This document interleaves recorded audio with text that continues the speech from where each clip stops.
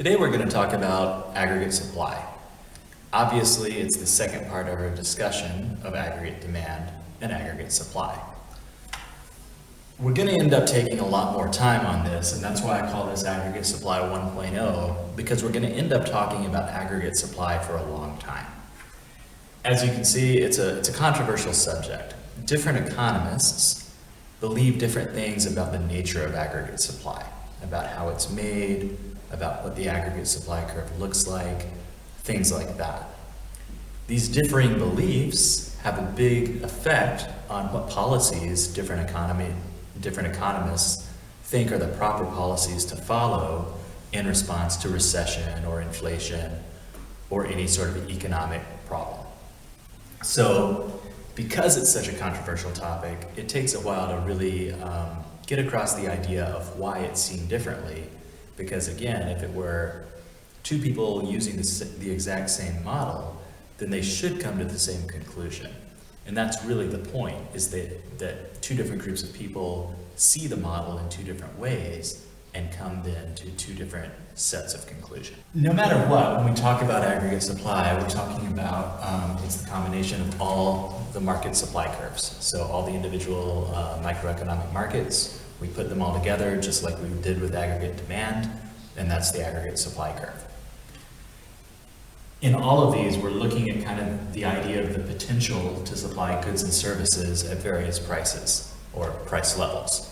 So when price levels rise, we would say that in all economies, they have the potential to produce more goods and services to meet those higher prices.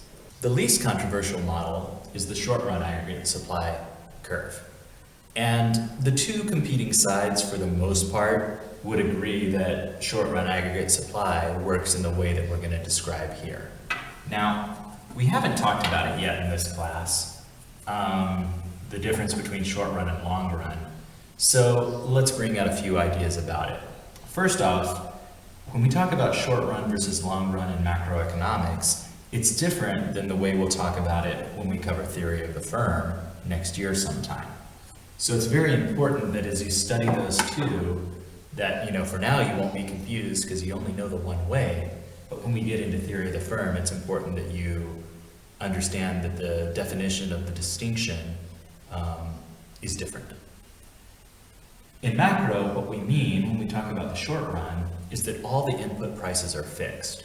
So if I'm a factory owner, I'm a business owner, and I'm trying to make a certain product, all of my prices for land, labor, capital, and entrepreneurship, those are all fixed. They might move slightly. We would allow that and still call it the short run, but really we mean very, very slightly. For the most part, we're talking about they are rigid. They do not move. The one that is most important, because it is, the vast bulk of the cost in producing any good or service, is the price of labor. That is, what you end up paying your workers. There's lots of reasons that that labor remains rigid, that it remains fixed. Oftentimes, you have contracts in place, and those contracts can last for an extended amount of time, and that can work both ways. I might want a raise, but I already signed a contract that said I would work through, next year at the same rate.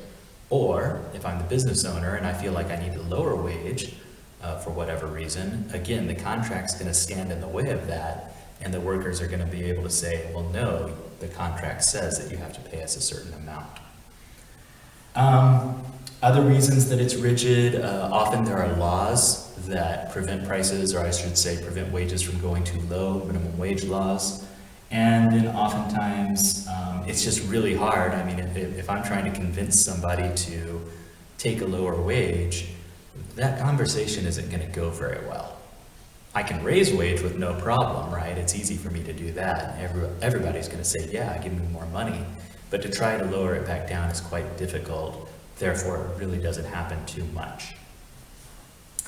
So the short run, input prices are fixed. The long run, simply, they can change. They are not fixed, and they can change in any way that we would like. Keep in mind, a reason for this is especially in macroeconomics, you always have to keep in mind that there's a time lag. Let's say the input price, like the price of gasoline, goes up in a country. Well, that means that any company that is going to use transportation is going to have higher prices or higher input prices to produce their product. But it's not as if they're going to change the output price, the price they sell their product for. They're not going to change that immediately. It's going to take a little bit of time for them to adjust, and that's often why we see the short run as being, the prices being fixed. Okay? The short run aggregate supply model, it looks like this. It's obviously very much like the supply model. It's positively sloped. We're just going to draw it up the way you see here. Oops, I forgot to write aggregate supply. The reason that we see the positive slope to short run aggregate supply is that these prices that are increasing, well, based on the definition we just did, they must not be input prices. They are only the prices of the output. So I'm still able to make my product for the same amount, that is, my cost or my input prices are constant, but if price levels are going up, that means that I can sell my good for a higher amount.